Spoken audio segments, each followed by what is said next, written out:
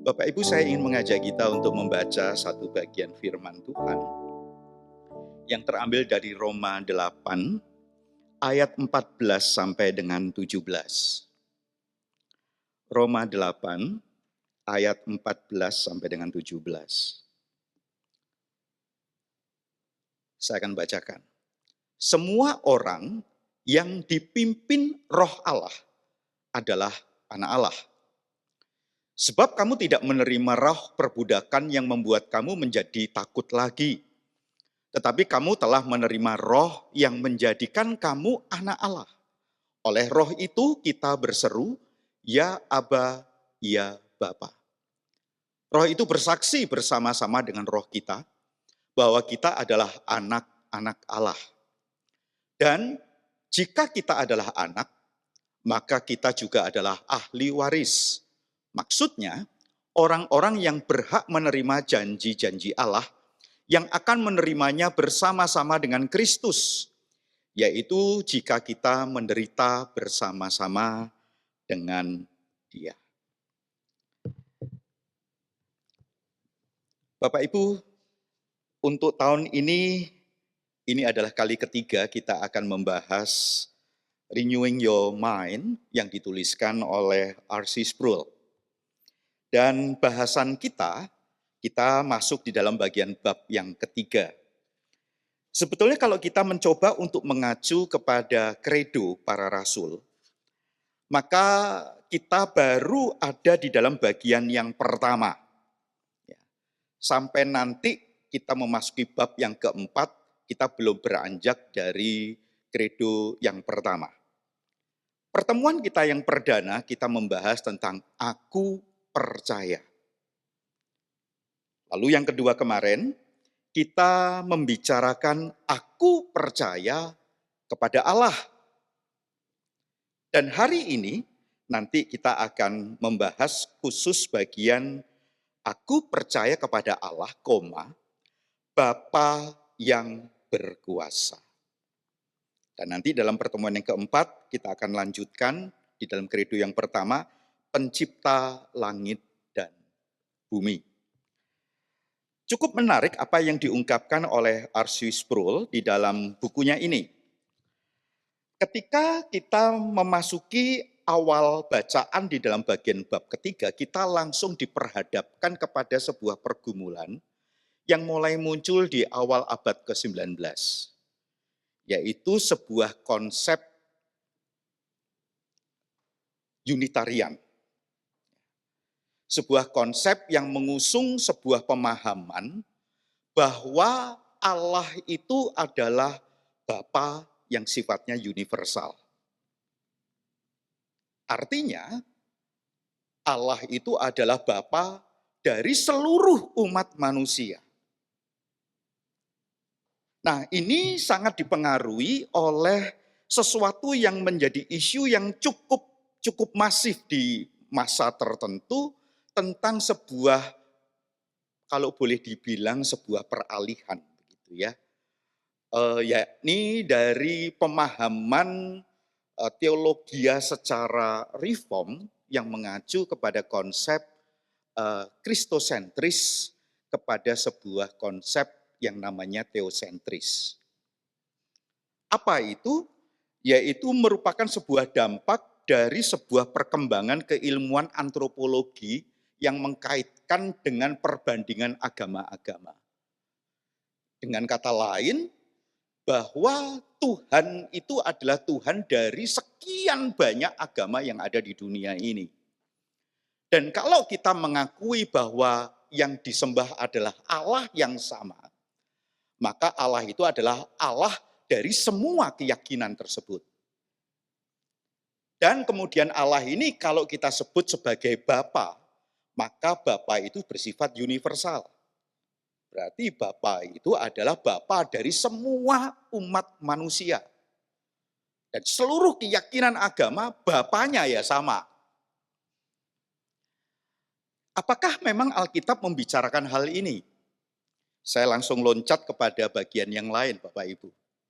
Di dalam bagian yang lain kita diajak untuk merujuk kepada perjumpaan Paulus dengan orang-orang yang ada di Athena.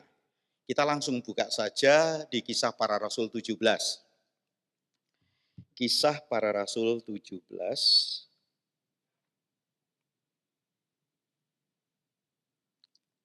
Oke, saya akan bacakan. Dari satu orang saja, ia telah menjadikan semua bangsa dan umat manusia untuk mendiami seluruh muka bumi. Dan ia telah menentukan musim-musim bagi mereka dan batas-batas kediaman mereka. Supaya mereka mencari dia dan mudah-mudahan menjamah dan menemukan dia. Walaupun ia tidak jauh dari kita masing-masing. Sebab di dalam dia kita hidup, kita bergerak, kita ada. Seperti yang telah juga dikatakan oleh pujangga-pujanggamu, sebab kita ini dari keturunan Allah juga. Sproul mencoba untuk menyikapi bagian ini dari sebuah pendekatan yang diakuinya. Perjanjian baru itu mengajak kita untuk belajar tentang konsep Bapa dari dua pendekatan. Ketika kita melihat ayat itu, seolah-olah itu menjadi dalih yang cukup kuat dari kelompok Unitarian. Alkitab membicarakan tentang kita itu berasal dari Allah yang sama. Sehingga ketika kita bicara tentang konsep Bapa, maka sebetulnya ini tidak dapat dipungkiri. Tetapi hanya di dalam sebuah pemahaman Allah itu adalah sumber segala-galanya. Allah itu adalah sumber dari kehidupan. Allah itu sumber eksistensi. Dan segala sesuatu yang diciptakan oleh Allah, sumbernya adalah Dia. Tetapi ketika kita melihat bagian ini, apakah bagian ini cukup kuat untuk dijadikan sebagai sebuah tesis bahwa sesungguhnya di dalam kehidupan kita yang menyebut Allah itu hanya di dalam sebuah pendekatan kalau kita belajar tentang sebuah doktrin yang namanya konsep pewahyuan secara umum, maka kan dibilang tuh Allah itu mendatangkan hujan bagi siapa saja. Itu dicatat di Mazmur, dicatat di Matius, dan lain sebagainya. Tetapi apakah hanya di situ saja? Apakah ketika kita memanggil dia Abba ya Bapa, hanya di dalam pengertian-pengertian secara pewahyuan umum? Atau di dalam general revelation-nya ini saja? Apakah ada sesuatu yang lebih dari itu? Ada satu bagian paragraf yang saya sengaja saya kasih garis merah begitu ya. Dan bagi saya ini sesuatu yang penting untuk kita pahami. Dituliskan demikian. Perjanjian baru berbicara tentang Allah sebagai Bapa dengan dua cara. Yang pertama di dalam pengertian yang luas, Allah adalah Bapa dari semua ciptaan. Dan bacaan kita tadi diambil dari Kisah 17, 26 sampai 28. Sehingga menjelaskan Allah sebagai Bapa yang bersifat universal. Paulus mengakui bahwa semua umat manusia merupakan keturunan Allah. Keturunan dalam tanda kutip. Sehingga tema yang diangkat oleh Sproul di dalam bab ketiga ini membicarakan tentang keturunan spiritual. Ini semua bergantung kepada Allah sebagai asal mula dari segala sesuatu. Sebab Dia adalah pencipta, Dia adalah penyebab awal. Kalau zaman dulu, zaman kita SMP, saya SMP maksud saya, itu ada sebuah sebutan yang disebut bahwa Allah itu adalah prima causa.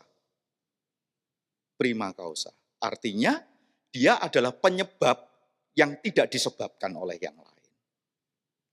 Nah, ini disebutkan bahwa Dia pencipta dan menjadi penyebab awal. Allah memberikan anugerah umumnya. Ia menurunkan hujan bagi orang benar dan orang yang tidak benar, Matius 5. Nah, yang saya garis bawahi ini. Namun, Allah mengatakan bahwa untuk menyebut Allah sebagai Bapa, itu melibatkan lebih dari sekedar wahyu umum. Saya ulangi, melibatkan lebih dari sekedar sebuah pengakuan atas kuasa penciptaan dan kontrolnya terhadap seluruh ciptaan. Hal yang paling utama di dalam iman Kristen kita diajarkan bahwa hubungan pribadi antara kita yang memanggil Dia adalah Bapa itu hanya dikarenakan oleh satu hal, yaitu kita tidak pernah mendapatkan sebutan Bapa yang begitu intim di luar Kristus. Dan itulah yang tadi dijelaskan oleh Paulus di dalam bagian Roma 8. Hanya di dalam Kristus kita bisa memanggil Dia ya Aba, ya Bapa. Nah, ini yang dianggap menjadi bagian yang sangat krusial. Yang membuat kita seolah-olah ini, kalau saya mencoba melihat kembali dari apa yang saya baca, kita diajak kembali untuk melihat bahwa iman kita itu bukan iman yang dibangun di atas dasar teosentris, tetapi kepada kristosentris. Karena ketika kita bicara tentang konsep teosentris, bukan teos sebagai pusatnya, tetapi ada konsekuensinya bahwa Kristus hanya dianggap sebagai perantara yang levelnya itu sama dengan para nabi dari keyakinan yang lain. Dia bukan Allah. Tetapi ketika kita kembali kepada konsep kristosentris, maka jelas kita boleh memanggil Dia Aba ya Bapa, karena sebetulnya segala sesuatu yang ada di dalam kehidupan kita, orang-orang percaya Allah di dalam Yesus Kristus.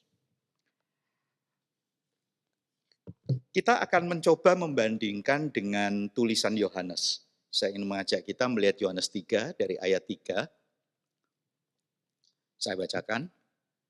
Yesus menjawab, katanya, ini jawaban kepada Nikodemus. Aku berkata kepadamu, sesungguhnya jika seorang tidak dilahirkan kembali, ia tidak dapat melihat kerajaan Allah. Kata Nikodemus kepadanya, bagaimanakah mungkin seorang dilahirkan kalau ia sudah tua? Dapatkah ia masuk kembali ke dalam rahim ibunya dan dilahirkan lagi? Jawab Yesus, aku berkata kepadamu, sesungguhnya jika seorang tidak dilahirkan dari air dan roh, ia tidak dapat masuk ke dalam kerajaan Allah. Apa yang dilahirkan dari daging adalah daging, dan apa yang dilahirkan dari roh adalah roh. Mari kita lihat Yohanes 1 ayat 12 ayat 13. Tetapi semua orang yang menerimanya diberinya kuasa supaya menjadi anak-anak Allah, yaitu mereka percaya dalam namanya. Ayat 13. Orang-orang yang diperanakkan bukan dari darah dan dari daging, bukan pula secara jasmani oleh keinginan seorang laki-laki, melainkan dari Allah. Sehingga kalau kita mencoba membandingkan 1, 12, 13 dengan bagian 3, ayat 3 sampai 6 tadi, ini kan klop. Dan inilah yang menjadikan sebuah momen begitu penting, sehingga kita boleh memanggil Allah itu sebagai Bapa, yang secara intim mengaitkan sebuah relasi personal yang ditunjukkan secara vertikal. Nah, lebih jauh, Sproul itu menjelaskan begini Bapak Ibu. Ini ada sebuah relasi secara vertikal. Dan ada sebuah dampak sebetulnya ada relasi secara horizontal. Yang itu juga kemudian dibedakan. Yang dibedakan begini. Mungkin teman-teman pernah mendengar sebuah istilah, sekarang agama tertinggi itu adalah tentang humanity. Ya, ini kita bisa temukan di media-media. Agama dalam tanda kutip yang mampu mempersatukan umat manusia ini disebut sebagai humanity. Dan Sproul juga menyebutkan kalau konsep kita adalah Bapa itu universal, maka persaudaraan umat manusia yang sifatnya horizontal, yang universal, ya itulah yang sekarang juga diangkat di mana-mana. Tetapi yang secara spesial, itu hanya kemudian kita lewati dan kita pahami dan terjadi status sebagai anak-anak Allah dan Bapak Ibu sebagai saudara-saudara di dalam Allah, itu pengertian di dalam Kristus.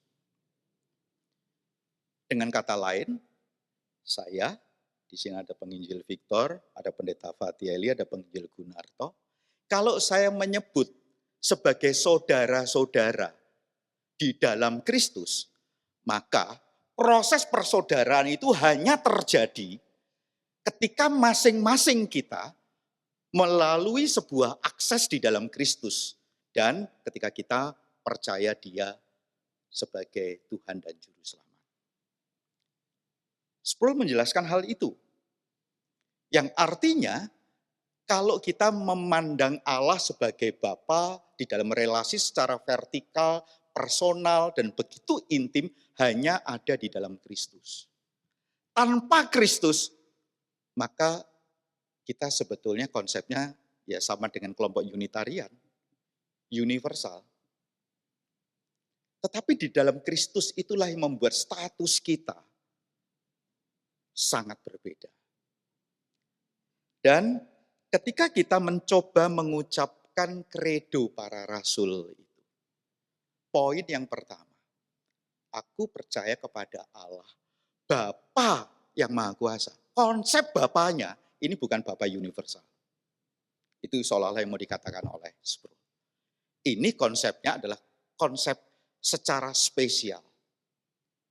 Karena kalau ini konsep ini universal, maka mulai bagian yang kedua, dan kepada Yesus Kristus itu sudah tidak perlu lagi kita bicarakan.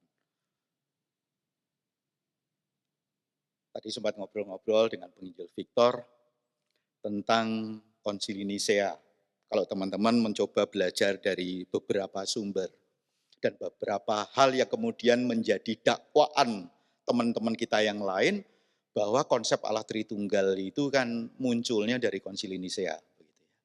Tapi kalau kita mencoba untuk mempelajari perjalanan gereja, perjalanan secara teologis, harus diakui kok, ada satu masa di mana kemudian terkait dengan two natures dari Yesus Kristus itu menjadi sebuah perdebatan. Bahkan sampai hari ini ada kalangan tertentu di dalam kehidupan gereja-gereja tertentu yang mungkin mereka memiliki pemahaman yang berbeda.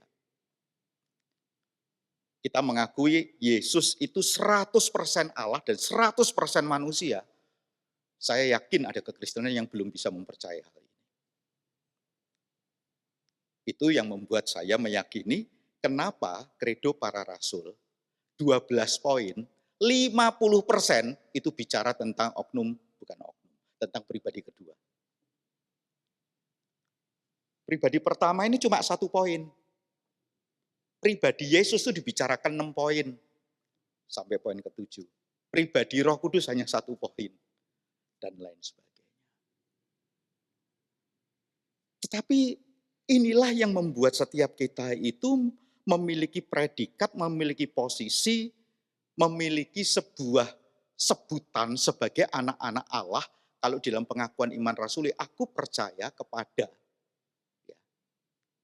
Bapa yang Maha Kuasa itu, Bapa dalam hal ini bukan dalam pengertian universal, tetapi secara khusus karena setiap kita sudah ada di dalam Kristus.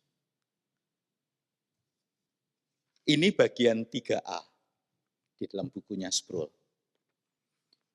Kalau penasaran, silakan ke perpus, pinjam bukunya. Itu ya. Kalau di perpus nggak ada, boleh pinjam sama saya. Loncat bukunya. Ya. Pak Victor kayaknya juga punya ya, Victor? Belum punya. Ya. Ini buku yang sangat menarik. Nah, teman-teman, yang bagian yang kedua itu bicara tentang Bapa yang Maha Kuasa. Nah, konsep yang Maha Kuasa yang mau dijelaskan oleh Sproul yaitu lebih pada penekanan kata maha. Dan dia mencoba untuk membandingkan dengan ilah-ilah gitu ya, yang mungkin dalam konteks tertentu itu seolah-olah masih dipegang oleh orang yang punya keyakinan yang lain. Disebutkan begini, Allah dikenal oleh orang Israel sebagai yang maha kuasa.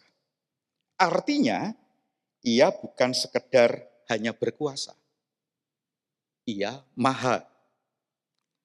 Ini yang kemudian membedakan dari ilah-ilah yang dipercayai dalam konteks tertentu, bahkan mungkin pada saat ini. Gitu ya. Kuasanya meliputi seluruh ciptaan. Ia bukan ilahnya badai. Jadi supaya ketika kita menghadapi badai, ya kita datang dulu kepada ilah itu. Mudah-mudahan teman-teman masih ingat apa yang dikhotbahkan oleh penginjil Antoni pada waktu kita membahas bagian dari Kisah Para Rasul 17. Konsep yang dipahami oleh orang-orang Yunani ketika Paulus jalan-jalan sampai akhirnya menemukan ada sebuah mezbah dengan tulisan kepada Allah yang tidak dikenal. Di sana kan ada ilah-ilah yang terkotak-kotak. Lalu dikatakan begini, dia juga bukan ilah yang kemudian bisa mendatangkan kesuburan. Meskipun ia yang mengontrol musim. Ia juga bukan dewa perang, sehingga tidak ada bala tentara manapun yang kalau kita datang kepada dewa perang ini, bahkan kita akan diberikan sebuah kemenangan. Bahkan dikatakan seluruh kekuatan militer yang ada itu tidak pernah bisa mengalahkan Allah yang maha kuasa ini. Saya mencoba mencari-cari ada satu istilah yang dipakai adalah omni. Nah, begitu ada satu istilah omni, saya teringat kepada Mazmur 139. Nanti di Mazmur 139 mimbar gereja kita akan bahas secara khusus itu di bulan Juli. Ya. Kalau teman-teman memperhatikan Mazmur 139, itu di sana seolah-olah ada 4 klaster. Ya. Tentang Allah yang omnipotent, Allah yang omnipresent, dan yang satu lagi adalah jadi Allah yang maha kuasa, Allah yang maha hadir, dan Allah yang maha tahu. Baru nanti di bagian klaster yang keempat ada lagu yang terkenal, Selidiki Aku ya Tuhan. Nah, perkataan omni ini menjadi begitu penting bahwa Bapa yang kita kenal di dalam Yesus Kristus, perkataan maha kuasa itu, atau Allah yang berkuasa itu adalah Allah di dalam sebuah pengertian dia ya memang yang berkuasa atas segala-galanya. Allah yang memegang kendali, Allah yang memegang kontrol. Di dalam bacaan ini justru seharusnya kita bisa melihat ada hal-hal yang semuanya sifatnya mengkonfirmasi bahwa Allah yang kita percayai, Bapa yang kita percayai itu adalah Bapa yang maha kuasa. Saya ulangi, aku percaya kepada Allah Bapa yang maha kuasa. Bapa yang maha kuasa, pengertian Bapa ini adalah Bapa yang bukan universal, tetapi spesial. Maha kuasa ini adalah sebuah pengertian bahwa Dia adalah Allah yang mengendalikan segala-galanya. Lalu kemudian ada satu istilah lagi, ada satu bagian yang dituliskan adalah El Shaddai. Ya, di dalam tulisan scroll. Saya cukupkan sampai di sini sharing saya untuk bab ketiga. Dan kita akan kembali ketemu mungkin bulan depan atau 2 bulan lagi ketika kita akan membahas bagian bab yang keempat. Tapi permasalahannya begini Bapak Ibu. Ketika kita tahu apa yang kita percayai, yaitu Bapa yang Maha Kuasa itu, lalu signifikansinya buat kita sebagai orang-orang percaya ini apa? Begitu. Apa? Setidak-tidaknya yang pertama, jikalau kita bisa memanggil Dia Abba, ya Bapa, itu sesungguhnya membuktikan bahwa Roh Kudus sudah berkarya di dalam kehidupan kita. Berdasarkan Yohanes 1 ayat 12, Dia memberikan kuasa agar kita menjadi anak-anak Allah. Saya sudah pernah bahas di dalam Gembala Audio. Kita sering memahami secara terbalik. Kita memahami kita ini anak Allah, maka kita diberikan kuasa. Tapi kalau kita mempelajari, kita diberikan kuasa supaya menjadi anak-anak Allah. Karena kuasa inilah yang kemudian dijelaskan di ayat 13. Ini bukan keinginan manusia, bukan keinginan laki-laki, tapi ini adalah agendanya Tuhan. Yang dijelaskan oleh Tuhan Yesus memberikan jawaban kepada Nikodemus begitu. Tidak dilahirkan di dalam daging, tapi dilahirkan di dalam roh. Kuasa merujuk kepada karya Roh Kudus. Dengan kata lain, kalau kita boleh memanggil Abba ya Bapa, kita boleh berdiri setiap minggu dan mengatakan aku percaya kepada Bapa yang Maha Kuasa. Itu berarti signifikansinya setiap kita sudah mengalami karya Roh Kudus. Yang menyadarkan kita akan dosa, membuat kita kemudian mengalami sebuah kelahiran baru. Kita mengalami sebuah pertobatan. Memang ada sebuah perdebatan Bapak Ibu ketika kita bicara tentang yang namanya sistematik teologi. Karena pertanyaan yang seringkali muncul yaitu antara pertobatan dan kelahiran baru mana yang duluan. Orang itu bertobat baru dilahir-barukan, atau orang itu mengalami kelahiran baru maka dia bisa bertobat. Ada conversion, ada regeneration. Ya, silahkan buka lagi buku-buku yang terkait dengan sistematik teologi.